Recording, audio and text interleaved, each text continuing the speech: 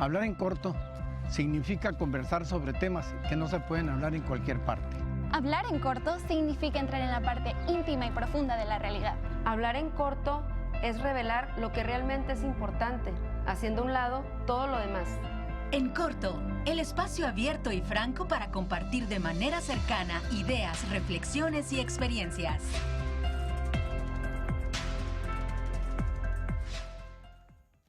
Hablar en... ¿Qué tal, amigas y amigos? Bienvenidas y bienvenidos en corto, el espacio abierto y franco para compartir de manera cercana ideas, reflexiones y experiencias. Nos puede escribir sus mensajes, comentarios y sugerencias al WhatsApp 686-2106-299, al igual que al correo electrónico y Twitter, que también estarán apareciendo en pantalla. Hoy tenemos un invitado de lujo, el doctor Macario Schettino. Y déjenme platicarles un poquito del doctor Schettino. Es economista mexicano, analista político y columnista. Aborda los sucesos de México desde una perspectiva social, política y económica, de una manera aguda, con evidencias y con una manera muy clara y sencilla de explicar las cosas. El doctor Schettino es ingeniero químico y en sistemas por el TEC de Monterrey, maestro en economía por el CIDE, el Centro de Investigación y Docencia Económicas, y doctor en administración por el programa conjunto del TEC de Monterrey y la Universidad de Texas en Austin. También cuenta con estudios de doctorado en historia por la Universidad Iberoamericana.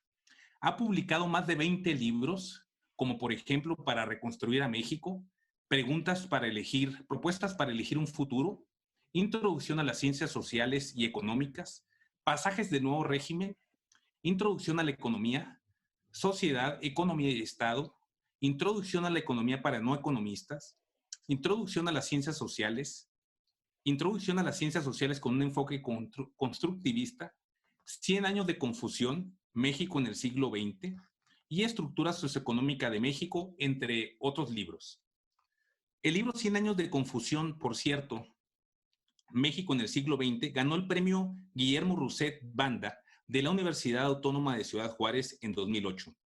Ha sido conferencista en varias partes de México y en el extranjero, en universidades y organizaciones empresariales, así como articulista y analista en diversos diarios como El Universal y El Financiero, y en diversos espacios informativos de análisis en televisión.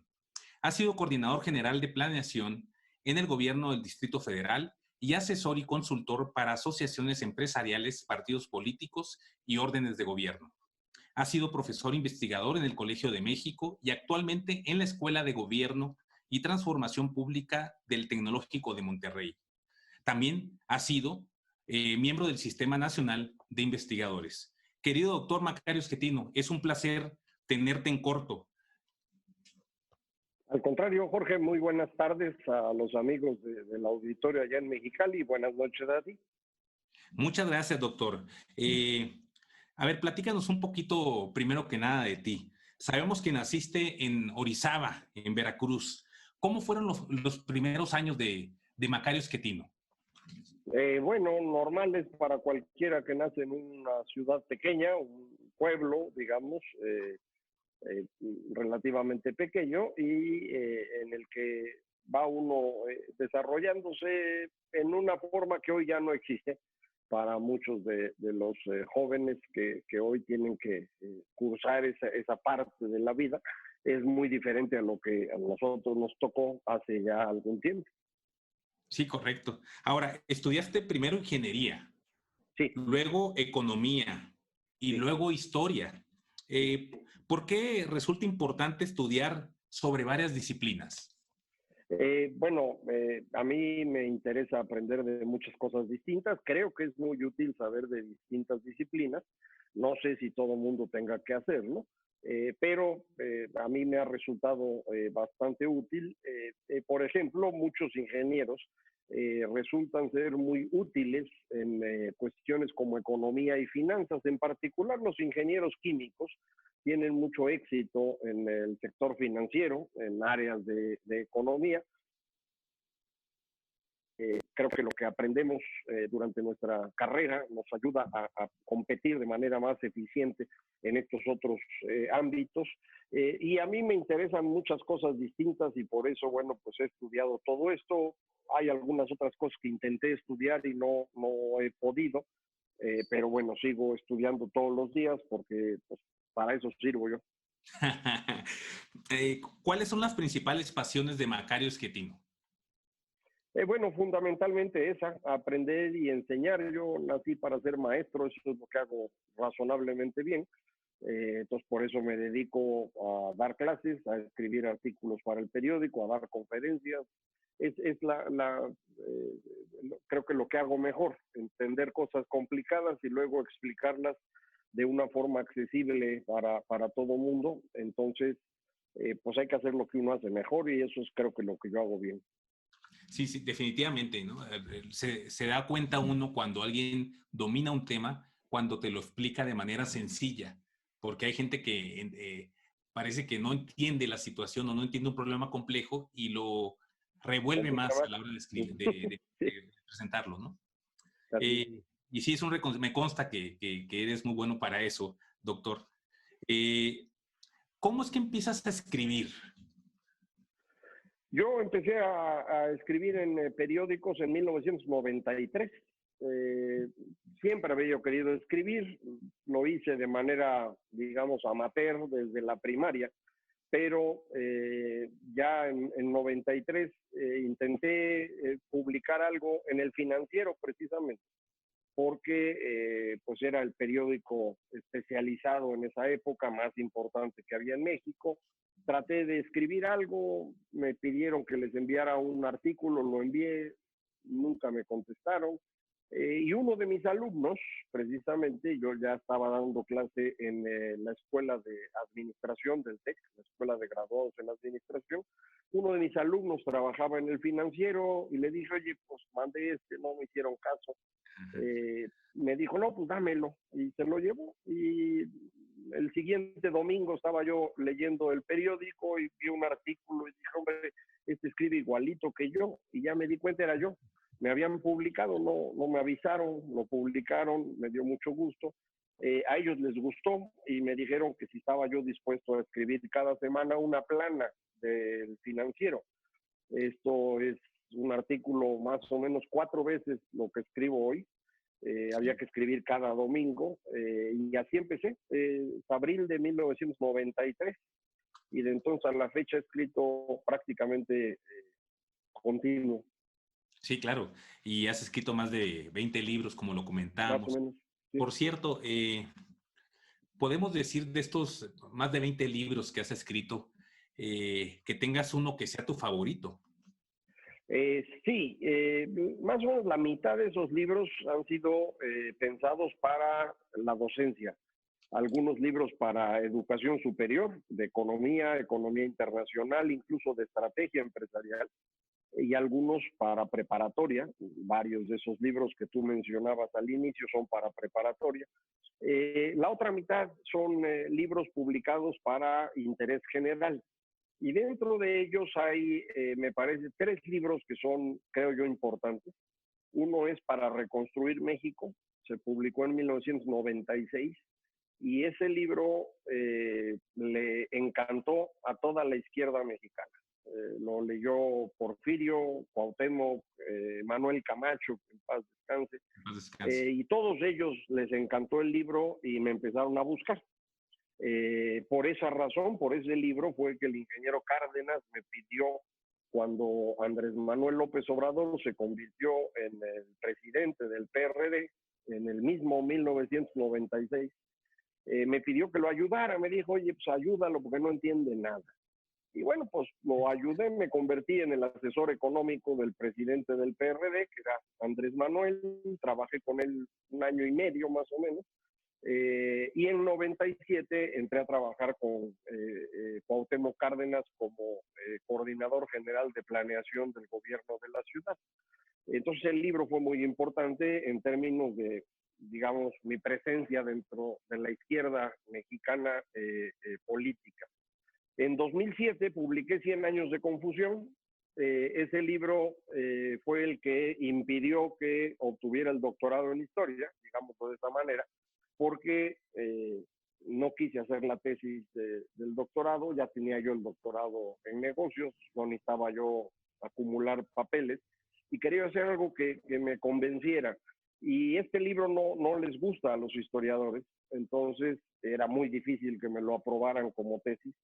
De hecho, no es un libro propiamente hablando de historia, porque no fui a revisar archivos, me dediqué a interpretar las fuentes secundarias, en un esfuerzo que no se había hecho hasta ese momento. Nadie en México había interpretado el siglo XX y en particular la Revolución Mexicana de forma crítica.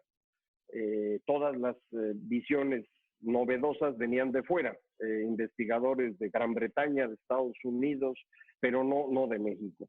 Entonces, por eso hice ese libro. Y finalmente, en esta misma cadenita de libros, El fin de la confusión, que publiqué hace 3 o 4 años, creo que 5, que es una especie de seguimiento al fin de la confusión, a 100 años de confusión, en donde trataba yo de explicar cómo habíamos logrado romper por fin con la maldición de México. Desafortunadamente ese libro está equivocado, no logramos nada, y por eso ahora el señor López Obrador es presidente.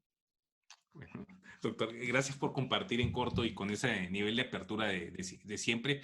Vamos a un breve corte comercial y regresamos en un momento.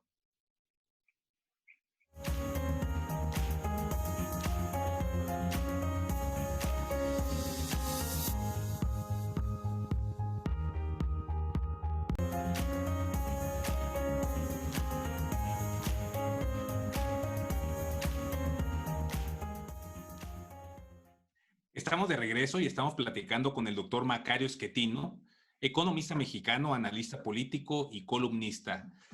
Doctor, platicábamos antes del corte de este libro de 100 años de confusión. Y aquí la pregunta es, ¿realmente la Revolución Mexicana ha sido un mito? Bueno, mi interpretación es que sí. En realidad, mi argumento es que lo que tuvimos fue una serie de guerras civiles que no tienen lógica, y que a esto se le dio posteriormente una interpretación diferente. Es decir, frente a Porfirio Díaz no se levantó el pueblo mexicano unido para exigir democracia, eso no pasó. No había en ese momento ningún ánimo democrático, salvo el del pobre don Panchito Madero, que por andar pidiendo democracia, por eso acabó muerto. ¿Sí? Estamos hablando de un momento en el que eso era imposible de construir en México. Lo que hay es el envejecimiento de Porfirio, la incapacidad de construir la sucesión, y bueno, pues en el momento que empieza a derrumbarse el sistema político que dependía de una sola persona, lo que tiene uno es una serie de guerras civiles, y la ganan al final, entre comillas, los sonorenses, que construyen un país que ellos aspiraban a ver, un país, digamos, de capitalismo pequeño, de normas que no se salieran mucho de lo que ellos habían conocido. Intentan mantener esta política del hombre fuerte. Álvaro Obregón es el hombre fuerte todo el tiempo. Y el problema es que los sonorenses se matan entre ellos en una secuencia de intentos de rebelión, y al final ya no hay sonorenses y deciden entregarle el poder a un michoacano, que es el general Cárdenas, y ahí se descompone todo, porque a partir de ese momento tenemos un país distinto. En mi opinión, el constructor del régimen político del siglo XX es Lázaro Cárdenas, y no construye lo que los sonorenses esperaban. Lázaro Cárdenas había estudiado solo la primaria, su gran mentor, su guía, es Francisco J. Mújica, un ex seminarista con ideas marxistas, muy convencido de que lo que había que hacer era intentar construir un país comunista. Y bueno, creo que Lázaro Cárdenas hace lo más que puede en esa dirección.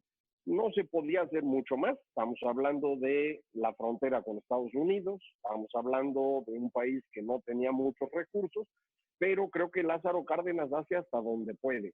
Y es un político constructor, estadista, muy capaz, que culmina su obra con la expropiación petrolera, que desde entonces se convierte en el gran símbolo de México del siglo XX. Pero esa es, creo yo, la secuencia, y a partir de eso se construye este mito revolucionario, que es lo que le da legitimidad al régimen político del siglo XX. Tú eres joven, muchos de los amigos del auditorio son todavía más jóvenes y no se acuerdan de nada de eso. Pero durante el siglo XX, quienes gobernaban lo hacían porque eran parte de este régimen construido en la revolución. La revolución nos haría justicia, la revolución construiría un México social, en esa dirección nos íbamos a mover, y pues así nos llevaron durante todo el siglo XX y lo utilizaron para irnos saqueando poco a poco, igual que se hace en otras partes del mundo, tampoco es que se deba uno quejar demasiado, pero sí hay que entenderlo para poderlo corregir en algún momento del futuro. Sí, y gracias por compartirlo, doctor. Ahora, ¿cómo ves al mundo en este momento? Bueno, en los últimos años he ido tratando de entender mejor lo que pasa, no solo en México, sino en todo el mundo. Y he ido construyendo una interpretación que tiene que ver con las dos dimensiones en las que nos movemos los seres humanos. Los seres humanos, como saben ustedes, somos animales sociales. Y esto significa que en el fondo seguimos siendo muy animal. Decidimos con base en emociones, una herencia de todo el proceso evolutivo que nos obliga a tomar nuestras decisiones dependiendo de cómo nos sentimos. Nosotros, además de esto, tenemos la capacidad de pensar, entre comillas. Podemos evaluar las cosas y tomar decisiones racionales, como le decimos. La competencia entre estas dos formas de decidir, me parece, nos permite entender muy bien cómo han funcionado los seres humanos durante los últimos 50,000 años. Creo que estamos viviendo precisamente en una parte de este ciclo, que es la parte emocional. Estos ciclos emocional, racional, se van sucediendo en el tiempo. Y entramos en este proceso emocional hace 10 años, con la gran recesión del 2009. Y de entonces en adelante la gente se puso muy nerviosa, no sabe qué está pasando, se angustia, tiene miedo, se enoja, y entonces empezamos a elegir a personajes que no son recomendables en muchos gobiernos. Ese es el origen del señor Donald Trump y de Jair Bolsonaro y de Andrés Manuel López Obrador y de Pedro Sánchez y de Matteo Salvini y de Narendra Modi en la India. ¿Por qué elegimos a estos líderes? Porque tenemos miedo. Y cuando tenemos miedo, lo que buscamos es alguien que nos dé cierta confianza en que puede resolver los problemas. Y entonces es el espacio que los populistas aprovechan para tomar el poder. Algo similar a lo que vivimos hoy ocurrió hace poco más de 100 años, en la construcción de la Europa de los años 20 y 30, y el resultado fue la Segunda Guerra Mundial. Ese es el problema de estos periodos emocionales. Me puedo ir más para atrás y decirles, bueno, antes de eso nos ocurrió algo similar en 1755 y esto llevó paulatinamente a revoluciones como la estadounidense o la francesa. Y si me voy más para atrás, en 1502 arranca un proceso que nos va a llevar a las guerras religiosas del siglo XVII, que son las más violentas de toda la historia humana.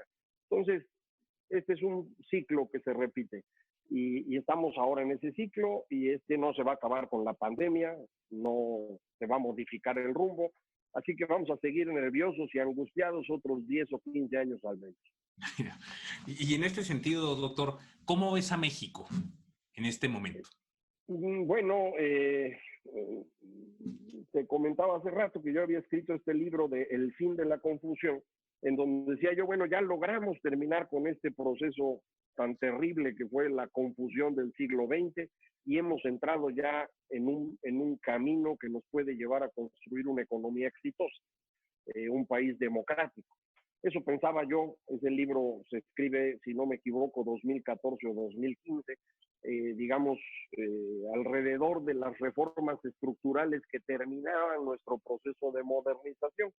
El asunto es que, pues, nos equivocamos. Yo me equivoqué en ese libro en el sentido de que esto no ocurrió. El señor Peña Nieto fue perdiendo el control de lo que ocurría en el país, acabó negociando, esa es mi interpretación, con López Obrador su triunfo a cambio de su impunidad, y esto le permitió a López Obrador convertirse en presidente. López Obrador, desafortunadamente, tiene una visión de México propia del siglo pasado, y entonces está tratando de regresar todo a esa época, y eso pues no es benéfico para nuestro país. Entonces, en un momento en el cual pues en muchas partes del mundo tenemos problemas con los populistas, el nuestro específicamente tiene además el defecto de que quiere rehacer una época que ya se acabó. Fíjate, en ese sentido, y hablando de los mitos, ¿podría la 4T terminar siendo también un mito? Bueno, yo creo que no existe esta cuarta transformación, creo que fue un fracaso ya. El sexenio de López Obrador terminó a principios de marzo, lo escribí en el Financiero, en un artículo diciendo es que ya se acabó, era antes de la pandemia, porque pues fueron incapaces de resolver problemas, concentró demasiado poder en su persona, y eso no es una buena idea. Es decir, cuando uno le da demasiado poder a una persona, las cosas se pueden complicar. Y si esa persona no es particularmente inteligente, como es el caso del señor López, pues el asunto todavía más difícil. Entonces, no puede tomar las decisiones y se nos va complicando todo. Y frente a la pandemia, esto es prácticamente trágico. El nivel económico, el tamaño del Producto Interno Bruto que México tuvo en 2018, lo volveremos a ver en 2025. Es decir, ya perdimos una década completa. Pues no sé si alguien quiera recuperar eso como una gran cosa en el futuro, pero yo lo dudo. Sí, ahora, en ese sentido, lo que estás comentando, ¿cuál piensas que va a ser el impacto real de esta pandemia? Bueno, es un impacto brutal en el mundo. Primero, hay un impacto en salud. Aquí en el caso de México, al día de hoy llevamos 200,000 muertos. El gobierno reconoce 60, un poquito menos, pero hay que recordar que están subestimando el número de muertos para que no se oiga tan feo. Y ya se ha probado que hay que multiplicar por un poquito más de 3 para tener el número correcto. Entonces, el número cerrado, 200,000 muertos ya. Esto pues es más del número de homicidios en todo el sexenio de Peña Nieto, y obviamente mucho más que en el sexenio de Calderón. Y eso era algo que nos preocupaba mucho y estábamos muy enojados con ellos por estas matanzas. Bueno, pues ya nos mataron más gente en 5 meses que en el sexenio entero. En materia económica, el costo va a ser muy, muy serio. Ya en este momento hay 12 millones de mexicanos que perdieron su empleo, y los que no lo perdieron han perdido su ingreso en una proporción importante. Entonces va a ser una época difícil. Mucha gente no lo ha percibido porque ha tenido la fortuna de no perder el empleo, puede mantener su ingreso, pero lo va a estar viendo. Es decir, esto no es una cosa que se resuelva solita, es algo que va a durar. Es un fenómeno global indudablemente, pero en el caso de México ha pegado más duro. Sí, sin duda, es un análisis muy interesante, doctor. Si nos permites, vamos a un breve corte comercial y regresamos en un momento.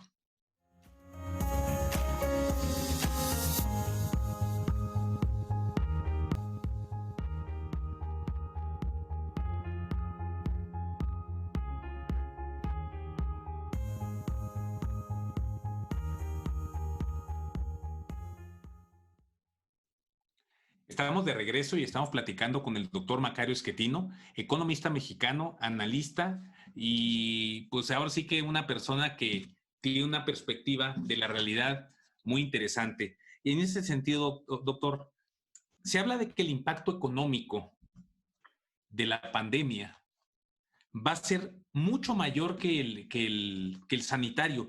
¿Tú cómo la ves? Es posible. El asunto aquí es que es muy difícil comparar. El efecto sanitario es que se mueren las personas. El efecto económico es que no les alcanza para comer. Entonces ahora sí que tú me dices, ¿qué prefieres? ¿Comer menos o morirte? Sí. No está fácil la comparación, pues. Cuando empieza este fenómeno, no sabíamos qué tamaño era la letalidad del virus.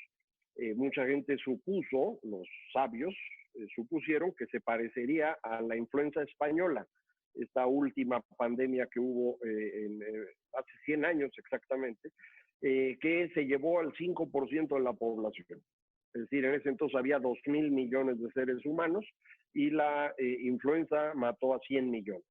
Entonces, calculando con la misma proporción, estaríamos hablando de 400 millones de muertos en el mundo. Y esto es un número muy grande. Entonces, todo el mundo se espantó y dijo, oigan, vamos a tratar de pararlo. Lo hicieron en China, lo hicieron en los países cercanos. Luego vinieron los líderes populistas que menospreciaron al virus. Eso pasó en Italia y en España y en Estados Unidos y en Brasil y en México. Y esto, bueno, pues nos ha llevado a tener ahora una ola muy grande de contagios que no se acaba.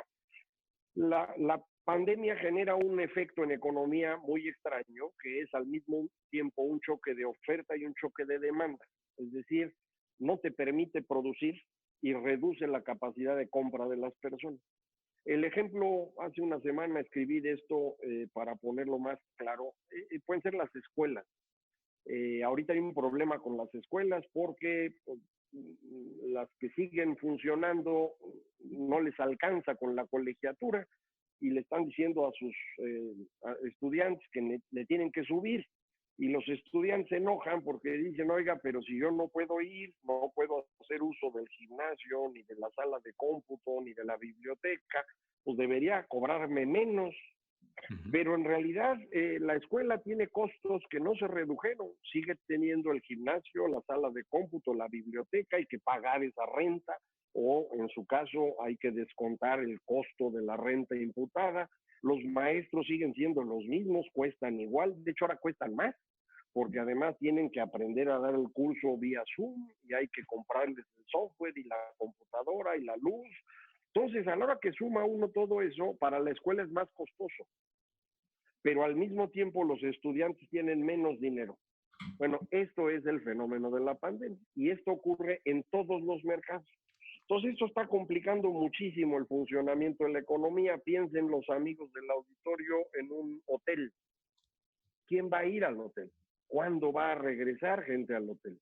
¿Cómo le haces para pagar la inversión que significa el edificio con los cuartos? ¿Qué haces con la gente que trabaja ahí? ¿Las corres así nomás o hay que pagarles el mínimo y a ver cómo la van librando? Si a los amigos del auditorio conocen a alguien que trabaje en un bar o en un restaurante, pues sabemos que viven de las propinas y si nadie va al bar o nadie va al restaurante, pues no les va a alcanzar. Entonces ese fenómeno es lo que estamos viendo en el mundo y sí, el costo es elevadísimo y no se va a resolver, ¿eh? Esto va a tardar un buen rato en resolverse y como no controlamos el contagio, entonces pues es muy probable que nos falte un año más en esto con tranquilidad, ¿eh? Fíjate. Ahora, desde tu experiencia, ¿qué tendría que hacerse seriamente desde los gobiernos para reactivar la economía? ¿Hay algo que los gobiernos tuviesen que estar haciendo para reactivar la economía? Sí.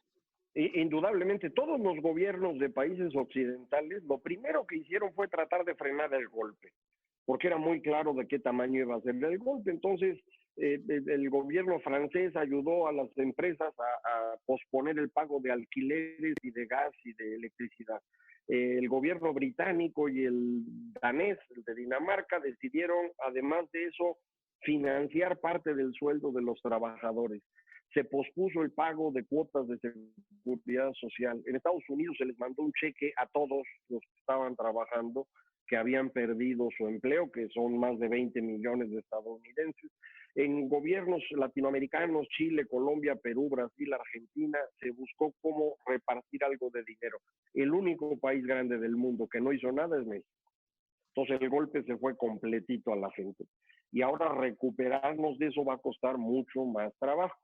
¿Qué se hace para recuperar? Pues otra vez, repartir lana para que la gente la pueda gastar y evitar el contagio para que puedas abrir las plantas productivas, para que puedas empezar a abrir algunas escuelas, ver cómo le haces para poder abrir restaurantes y bares, aunque sea con distanciamiento. Es el tipo de cosas que hay que hacer, pero honestamente hay algunas áreas en donde esto no va a tener mucho éxito, pero sí podríamos recuperar el resto. Aquí en México no veo que recuperemos ninguna. Fíjate, ahora la gente que nos está viendo, doctor, ¿existen algunas medidas que se pueden tomar para mejorar la economía familiar? Es decir, la gente ante esta falta de acciones por parte del gobierno, ¿pudiera hacer algo o no hay nada que la gente con su familia pudiera estar haciendo?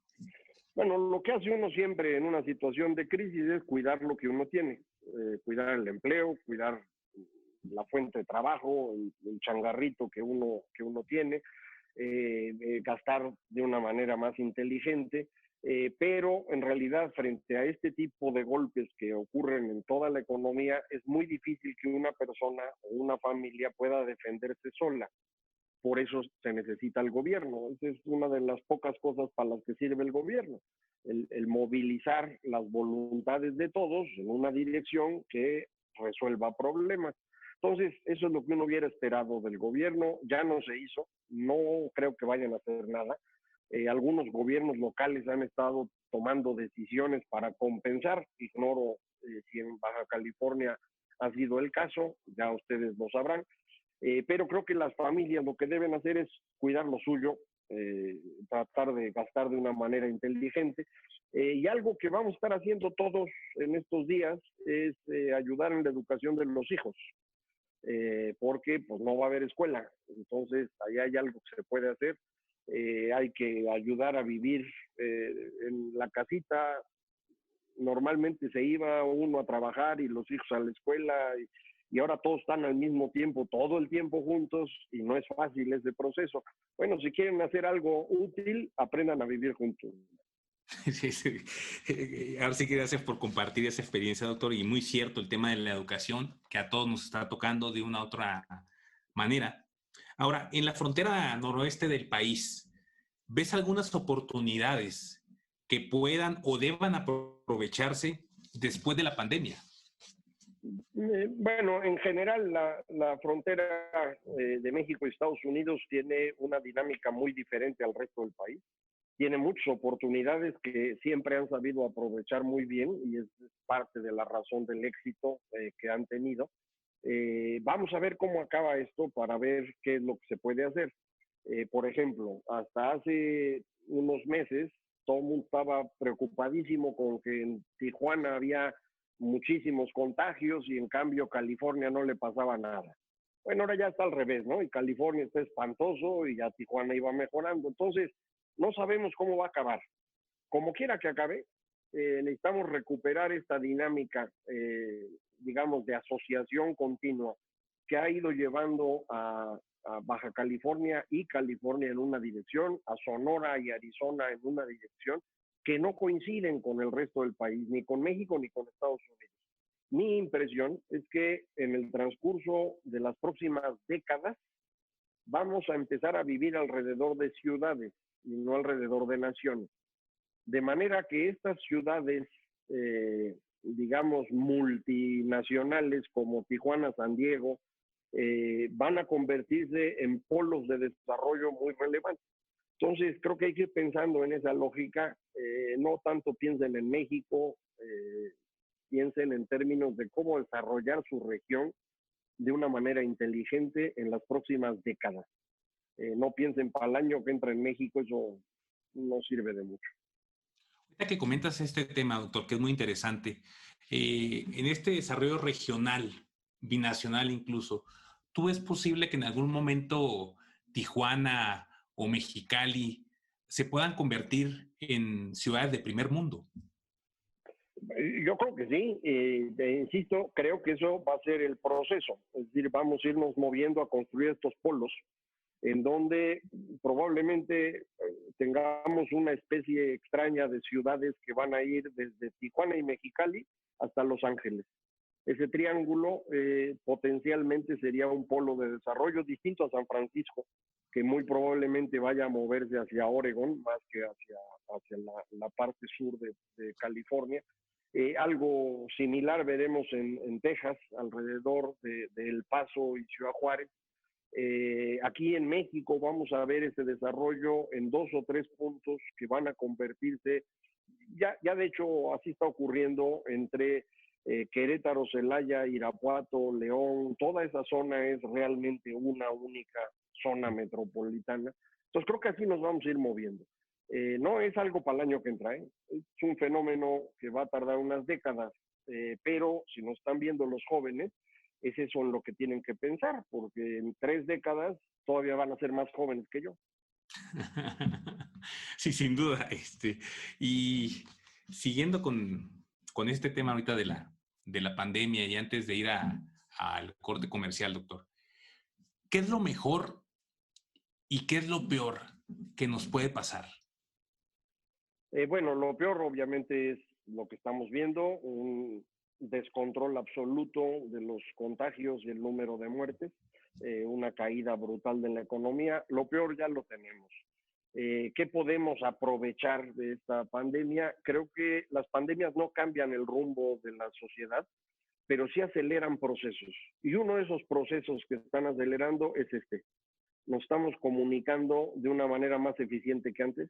Sí. El avance en la economía digital en estos 5 meses es superior a los últimos 10 años. El comercio electrónico que muchos mexicanos no querían usar porque no querían poner su tarjeta en internet, ya aprendieron. Yo estoy dando mis clases vía Zoom, estoy dando conferencias vía Zoom. Creo que esto va a ser interesantísimo. Entonces, ahí hay algo que nos va a ayudar hacia adelante. Pero bueno, el costo de la mortandad y del empobrecimiento no hay que olvidarlo. Necesitamos ayudar a los mexicanos en general a que el sufrimiento sea menor. Sí, es correcto. Vamos a un breve corte comercial y regresamos en corto, doctor.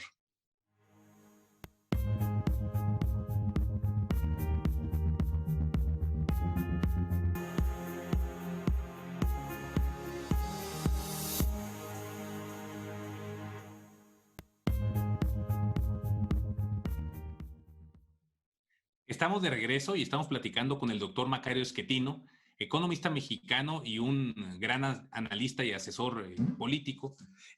Antes de continuar con la entrevista y con la plática en corto, tenemos una sorpresa para ustedes que nos están viendo.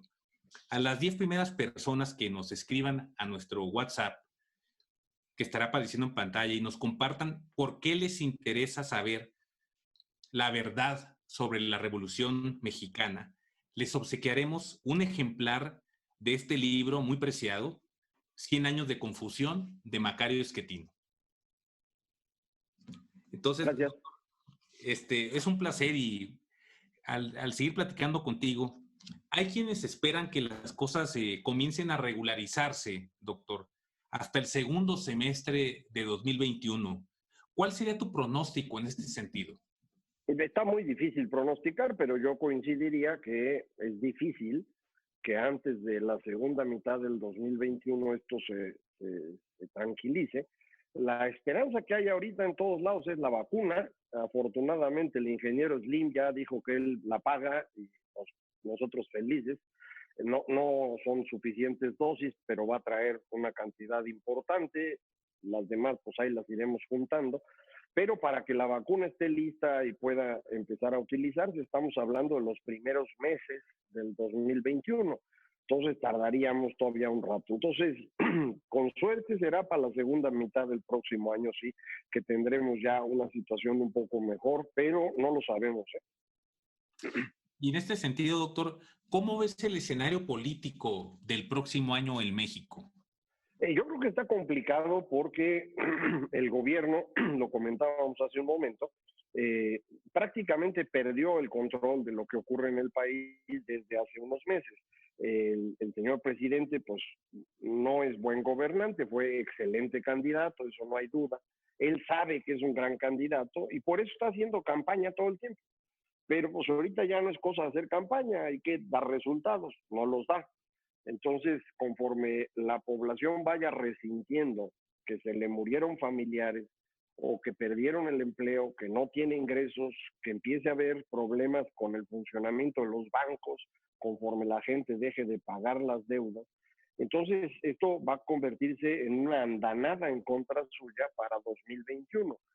No sé exactamente cómo van a votar los mexicanos, nadie lo puede saber, pero sí percibo que vamos a tener una ola en contra del gobierno federal en la elección del próximo año, en donde se eligen 15 gubernaturas, incluyendo Baja California, pero además todo el Congreso Federal y un montón de congresos locales. Entonces, ¿qué vamos a tener después de eso? No tengo idea, pero va a estar difícil de manejar, ¿eh? Sí, sin duda. Ahora, al ser un estudioso de la historia, de hecho, doctor en historia, podemos decir que el momento actual que estamos viviendo es un parteaguas de nuestra época como nunca antes. No estaría yo seguro, no lo creo. Insistiría yo, las pandemias no cambian el rumbo de la sociedad. Yo estoy convencido que lo que determina el rumbo es este equilibrio entre las emociones y la razón, en el cual estamos continuamente moviéndonos. La pandemia en sí no tiene por qué tener efecto sobre ello. Creo que entramos en el periodo emocional y vamos a tardar un rato en salir de él. Entonces yo esperaría 10, 15 años más de esto, y dentro de 200 o 300, cuando alguien escriba historia, probablemente no le preocupe demasiado la pandemia, sino más bien cómo fuimos eligiendo a personajes tan extraños para gobernar. Una cosa que es bien importante entender, no es que hayamos tenido mala suerte de tener malos líderes en la pandemia, tenemos pandemia por los malos líderes. Es decir, si el presidente de España y el de Estados Unidos y el de Brasil y el de México y el de la India no hubieran menospreciado el virus, no habría pandemia. Se habría podido controlar, como se controló en 2003 un brote similar de un bicho similar que se llamó el SARS. Y ese fue controlado porque entonces todavía estábamos en la época racional. Ahora estamos en la emocional y hacemos tonterías. ¿Qué le vamos a hacer? De plano, así la cosa. Sí. Esa es mi interpretación, así lo veo yo. Ahora, y en este sentido, ¿cuál ha sido el mayor aprendizaje para Macario Schettino a raíz de esta pandemia? Pues yo mis hijas dicen que soy antisocial, entonces lo que he aprendido es que sí es cierto. No tengo ningún problema de estar aquí encerrado y no ver a nadie en los últimos 5 meses. Entonces, así me puedo seguir. Esto de la economía digital me ha venido de lujo. Ojalá así siga. Y bueno, pues creo que lo que necesitamos todos es aprender a vivir un poco mejor sin necesidad de estarnos reuniendo todo el tiempo, porque vamos a tener que vivir así en el futuro. Sí, de hecho se habla que un gran porcentaje de las personas, por lo menos la mitad o más de la mitad, ya no van a regresar a las oficinas. Es muy probable que así ocurra. Muchas empresas que no estaban seguras de si podían tener lo del home office, como le dicen ahora, ya aprendieron que sí se puede y funciona muy bien, entonces mejor que ni vayan. Entonces, pues esto nos va a ayudar a muchos que no nos gustaba ir a la oficina. Tú también vives en la Ciudad de México. Es espantoso moverse en la Ciudad de México. Entonces, Sí. si podemos quedarnos en nuestra casa y trabajar de manera eficiente, pues es mejor, man. Claro. Y en la cuestión educativa ya comentaste algo, pero finalmente esta pandemia viene a acelerar el proceso educativo para bien o no necesariamente. Bueno, no ayuda, en particular a los primeros niveles. Los niños en kinder, preescolar, primaria, lo que necesitan es socializar con otros niños y aprender a vivir juntos. Para eso esta pandemia es algo espantoso. Para alguien que está en licenciatura, para alguien que está en maestría o que estudia un diplomado, esta cosa funciona perfecto. De hecho, les permite administrar mejor su tiempo y pueden estudiar de mejor manera. Pero para los niños e incluso adolescentes y jóvenes, esta cosa es algo horrible y sí vamos a necesitar buscar cómo recuperar ese pedacito, porque la verdad es, uno aprende, o lo que uno debe aprender cuando uno es niño son dos cosas: lenguajes de todo tipo, el español, el inglés, el lenguaje computacional, el lenguaje matemático, el lenguaje musical, el lenguaje plástico, y a vivir con los demás. Y a vivir con los demás solo se aprende viviendo con los demás. Entonces sí necesita uno juntar a los escuincles, y ahorita no se puede. Entonces eso sí es dañino, Doctor, ¿qué sigue para Macario Schettino? Lo mismo de siempre, mano, yo no cambio, sigo haciendo lo mismo. Como te decía yo, lo que yo sé hacer es estudiar y explicar. Y así voy a seguir el resto de mi vida. Ahora aprovechando, he podido estudiar, gracias a este sistema, pude tomar unos cursos de latín en Irlanda y de griego. Entonces en eso estoy ahorita. Seguiré aprendiendo todo lo que puedo. ¿Piensas escribir algún otro libro pronto?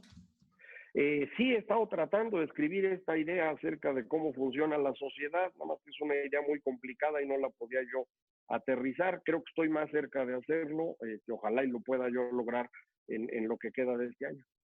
Doctor, pues ahora sí que muchas gracias por compartir con nosotros en corto. Antes de cerrar, ¿algún mensaje para la gente de... bueno, una cosa que se me acaba de ocurrir que no te había yo dicho es, tengo un podcast, además de la columna en El Financiero, tengo un podcast que se llama Fuera de la Caja, fácil de encontrar en Spotify, en iTunes, en esas cosas, en YouTube, yo lo subo a YouTube. Entonces ahí pueden ustedes escuchar tanto mis interpretaciones de economía como esta idea extraña de los dos sistemas y demás. O si a alguien le interesa, ahí está, y es gratis. Fuera de la caja. Fuera de la caja. Y vaya que a veces nos hace falta pensar, doctor, fuera de la caja. Exacto. Doctor, muchísimas gracias por compartir con nosotros. Te mandamos un abrazo y espero que nos veamos pronto. Al contrario, Jorge, muchas gracias y muchas gracias al auditorio. Un abrazo. Nos vemos. Corto significa conversar sobre temas que no se pueden hablar en cualquier parte. Hablar en corto significa entrar en la parte íntima y profunda de la realidad. Hablar en corto es revelar lo que realmente es importante, haciendo a un lado todo lo demás. ¿Qué tal? Soy Jorge Aguilar. Comparte con nosotros este espacio, tu espacio, lunes 7 de la tarde por Canal 66. En corto, el espacio abierto y franco para compartir de manera cercana ideas, reflexiones y experiencias.